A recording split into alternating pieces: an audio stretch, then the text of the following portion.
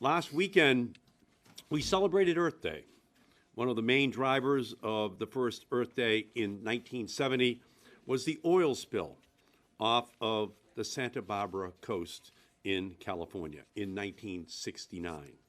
Fast forward nearly half a century later, after Santa Barbara, after Exxon Valdez and the BP oil spill, we are once again fighting to protect our coastlines from an oil spill. Because if President Trump had his way, Earth Day would be Drill the Earth Day. Tomorrow, we anticipate that President Trump will issue yet another damaging environmental executive order, this one on offshore oil drilling. It could put our beaches, our fishermen, and our environment on the East Coast, Pacific, Alaska, and eastern Gulf of Mexico in the crosshairs for an oil spill that could devastate our shores and our economies. So today, 27 senators are sending a letter to call on President Trump not to revise the 5-year Outer Continental Shelf oil and gas leasing plan and to keep the protections on the books for our coastlines. And we are also introducing new legislation that would legislatively prohibit the Interior Secretary from revising the approved offshore drilling plan for those years to open up new areas. Opening up the East Coast to drilling would affect every state from Maine to Florida, not just those where the drilling may occur. As we saw during the BP spill, offshore oil spills don't respect state boundaries. We don't want to threaten the beaches of our states, our fishing, our tourism industries, with the threat of a spill. In New England, we know that oil and water don't mix. We need to make sure that George's Bank never becomes Big Oil's bank. We want our shores and our waters to be home to shellfish and not shell oil. And allowing more drilling in the harsh environment of the Atlantic Ocean off of Alaska has the potential to irreparably damage this fragile ecosystem. We already saw the series of mistakes and safety lapses that occurred when Shell tried to drill offshore in the Arctic. Big oil companies already have leases in the Gulf of Mexico totaling an area nearly the size of Kentucky that are still going unused by the oil companies. There is no reason when they already hold those leases that we should be talking about opening even more areas. We shouldn't jeopardize the vacations of Americans soaking in the sun for the sake of oil companies soaking in profits. Instead of using our coast to drill for oil, we should be harnessing them for clean energy creation. The offshore wind industry has the potential to create tens of thousands of jobs up and down the East Coast, and there is no such thing as a tragic wind spill. So, we have a big choice to make: a future of clean coasts and clean energy, or a future bought and paid for by President Trump's big oil allies. My colleagues and I will do everything in our power to block any attempt to open up the East and West Coast and the Arctic Ocean to drilling that would threaten our states' economies with the possibility of a devastating spill. So I thank you for being here. And now we have an incredible list of champions who are here to let the Trump administration know that they have a battle on their hands. And first, I'd like to introduce the great oceans champion, Senator Bob Menendez from New Jersey. Thank you, Senator Markey, and thank you for your own championship of environmental protection going back to the days in the House when we served together. And I'm thrilled to be joined by Senator Nelson, who has a state that is in which our shore is critical to its economy and its well-being, as well as Senator Blumenthal, who's been a stalwart voice in this regard. I want to start with a brief trip down memory lane, and I really do mean brief. In late 2016, after years of work, the Interior Department finalized its offshore drilling plan for the next 5 years. Now, I'm no mathematician, but I never expected we'd be revisiting the 5-year plan 6 months later. Yet here we are. The Trump administration is prepared to tear up that 5-year plan and let their buddies in the oil industry write up a new one. And it's no surprise that Big Oil has visions of oil rigs from sea to shining sea. Like many business decisions, expanding offshore drilling comes down to a simple cost-benefit analysis. And for oil companies, it's really simple. The initial costs of offshore drilling are paid for by the American people, who see billions of their tax dollars funneled away from things like education and infrastructure into oil company coffers each year. So Big Oil gets to drill, and the American people get the bill. And under this new administration's new tax plan, by the way, taxpayers are sending billions more Big Oil's way. Big Oil also enjoys a cap of $134 million on their liability for the economic costs of spills. And guess what? Huge portions of the penalties they pay are tax deductible as well. For the oil industry, low upfront costs and limits on liability are a recipe for huge profits. But for our shore communities, the risks are high and the rewards are low. Everyone who benefits from living, working, and vacationing along our coast stands to lose. As we saw with Deepwater Horizon spill, the costs of a spill are steep. New Jerseyans are still recovering from the natural disaster of Hurricane Sandy. We don't need a man-made disaster in the form of an oil spill. An oil spill will threaten New Jersey's tourism industry and over 500,000 people that are employed by it. It would wipe out a $7.9 billion fishing industry, endangering another 50,000 jobs and destroying one of the largest saltwater recreational fishing industries in the nation. And it would threaten coastal property values worth over $700 billion in New Jersey alone. The Jersey Shore matters to millions of people, and it's not just to the people of New Jersey. It's a national treasure, home to generations of family vacations, to countless small businesses, to thousands of people who work each day in our thriving, sustainable fisheries. That may not mean anything to BP's bottom line, but it means something to me and the people of New Jersey. It means something to the 120 East Coast communities that publicly opposed Atlantic drilling. And it means something to the 1,200 elected officials, the 35,000 businesses, and the 500,000 fishing families who said no to seismic blasting and no to offshore drilling. And it means something to the overwhelming majority of Americans who want to address climate change and build a clean energy economy. So we're here to speak out for those people. People who may not have the influence that Big Oil enjoys in this administration or this Congress, but who have a long history of beating back efforts to sell our shores to the highest bidder. That's why we're here today, calling on the administration to honor the 5-year plan and introducing new legislation to stop Big Oil from rewriting it. In the coming days, I'm preparing to reintroduce the Coast Anti-Drilling Act, my bill to permanently ban drilling in the Atlantic with a record number of co-sponsors. Today marks the first step in what will surely be a long battle, but we've been here before, and we've won this fight before. And with the support of the American people, I'm confident that we will win once again. Senator Bill Nelson. There's one area that they will not be drilling in this next 5-year plan, but they'll try.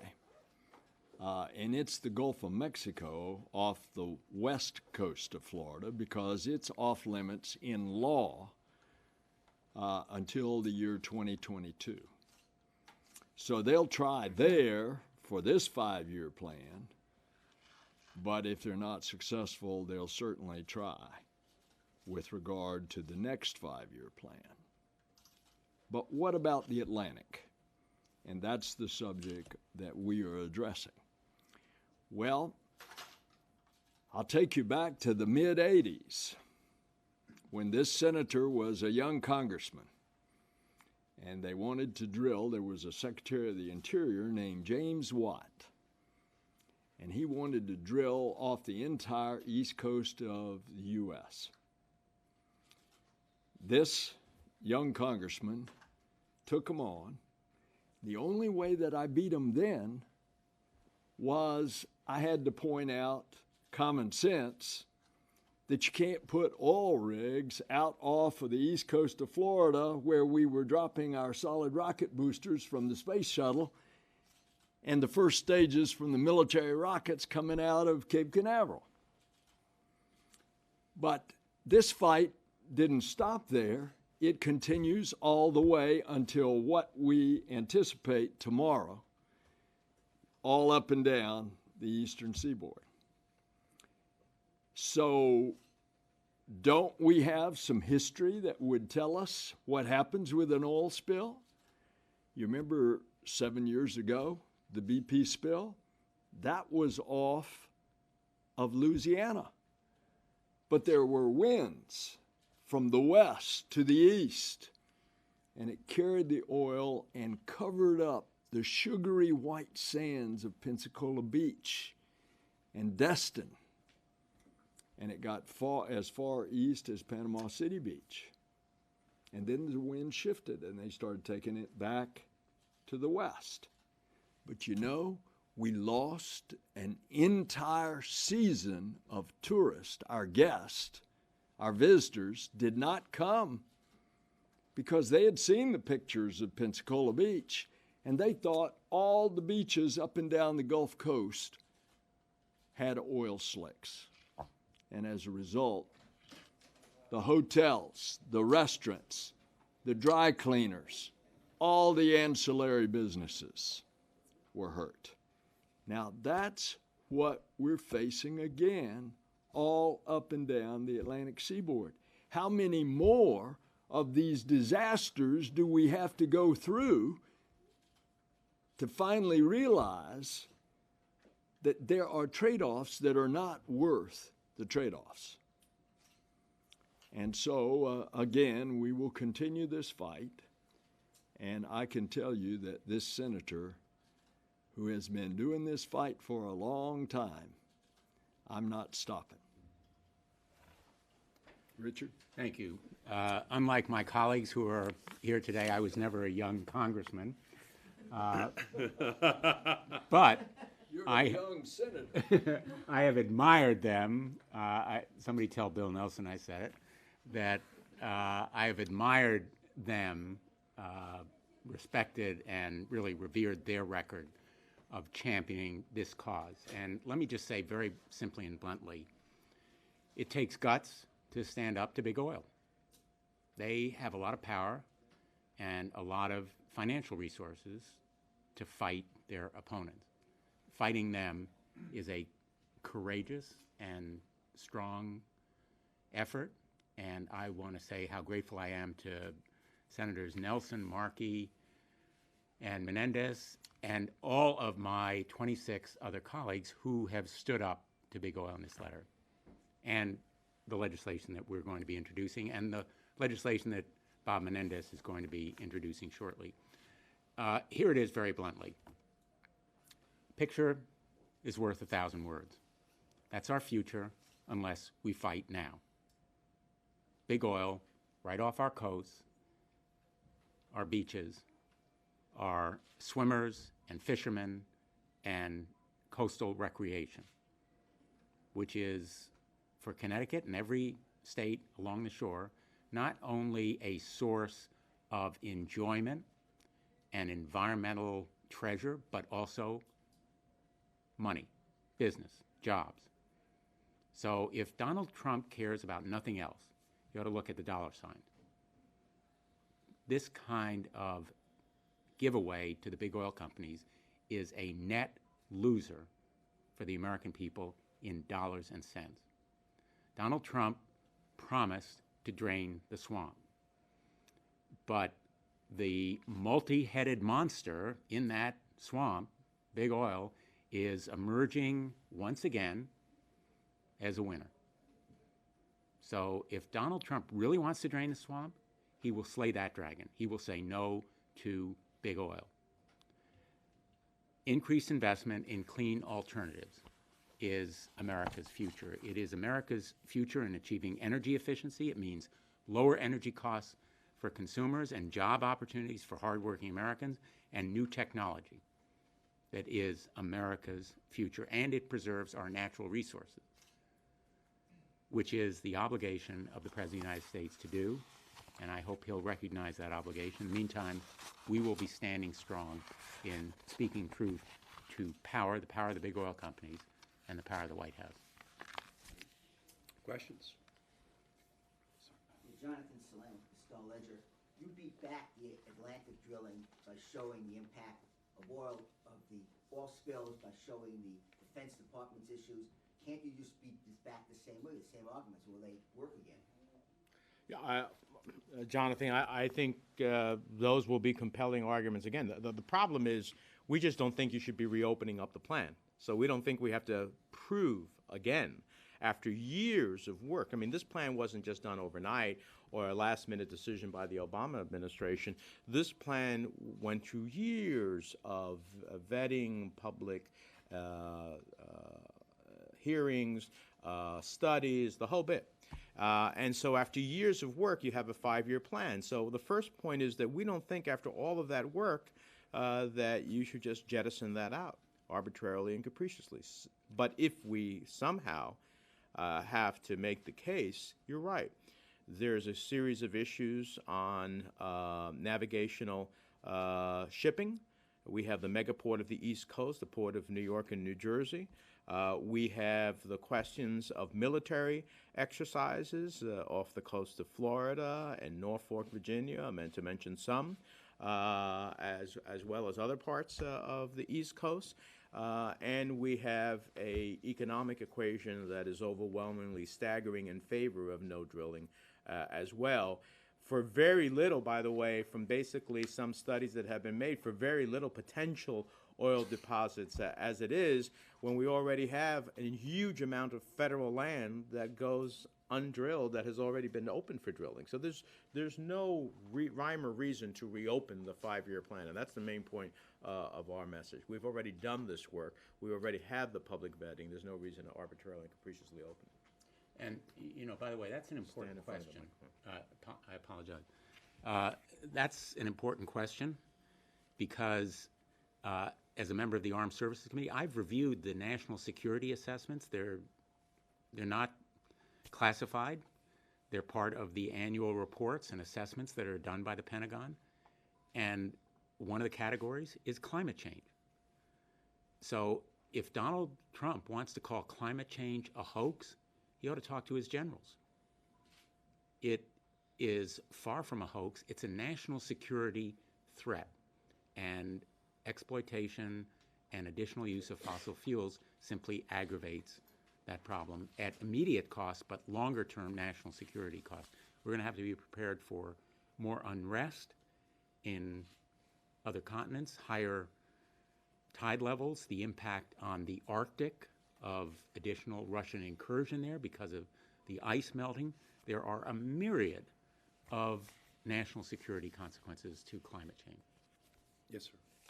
Jack Patrick, Morning Consult. Just to clarify, would this bill permanently stop presidents from meddling in an already done 5-year plan, or is it just focused on the 2017 to 2022? It's the 5-year plan. The 5-year period, yes. Yeah, but indefinitely, would this stop a president from No, changing? not indefinitely. No, Oh. it's the 5-year plan. Our goal is to keep the 5-year plan.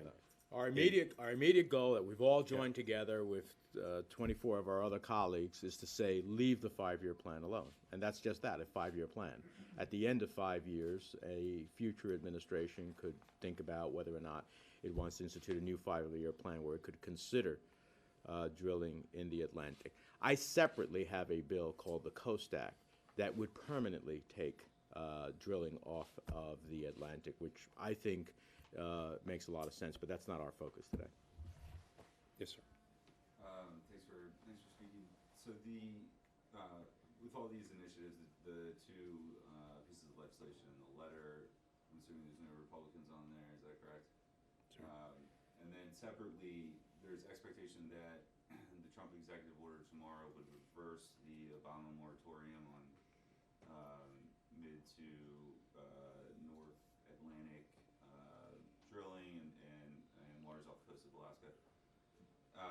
Democrats seem pretty convinced that that's legally perilous, and wondering why that's really the case in light of the fact that George W. Bush rescinded a moratorium from his father in 2008, and there was no litigation that ensued. Well, we think that we're going to be on strong legal grounds in the courts. We're just saying that there's also going to be a battle here in Congress as well. They have to be prepared for a two-pronged effort to preserve the five-year plan. But there is going to be an army of environmental lawyers who will take the Trump decision to court. And I think that we, as Senator Menendez said, we're going to be standing on very strong ground because it was an exhaustive evidentiary gathering process that we think is going to stand up quite well in the courts. And yeah, go ahead, David. The mere fact that another president did it without significant legal challenge doesn't mean that it's now going to withstand legal challenge or that it's even lawful. The fact that somebody runs a red light doesn't mean that it's okay for the next person to run the red light or that they shouldn't be stopped from running a red light. And whatever was done under those circumstances, the facts are different now, and the law should be given a chance to work. And I would add that I think there is a difference between the moratorium that you referred to and what we're talking about is the five-year plan. That's one thing.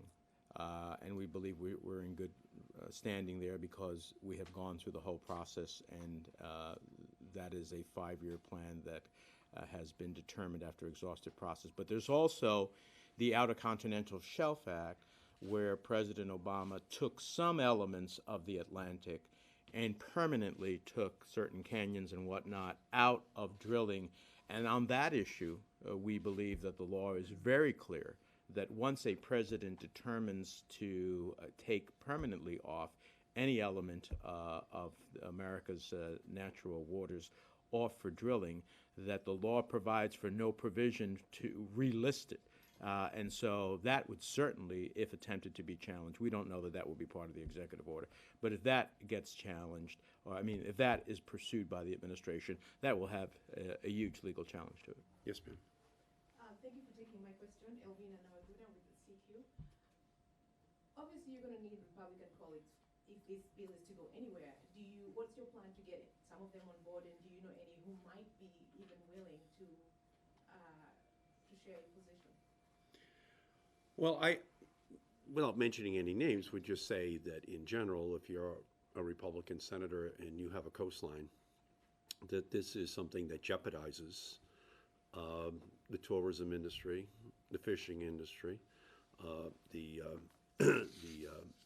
very identity of your state. So what we're beginning here today is a political education process. There's going to be a fight, and ultimately, the more intensity is built around this issue, the more citizen activism that is created around this issue, is the greater the likelihood that we will find Republican support, because these issues poll out at very high numbers on a bipartisan basis in terms of whether or not people want their state's identity to be compromised by big oil.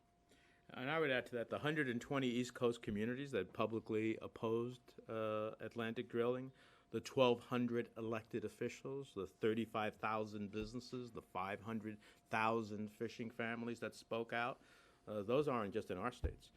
Those are up and down the East Coast, including in states, as Senator Markey said, who have senators who are Republican. And in addition to that, while we are promoting legislation, the other reality is that there are other ways to get the hearts and minds of an administration.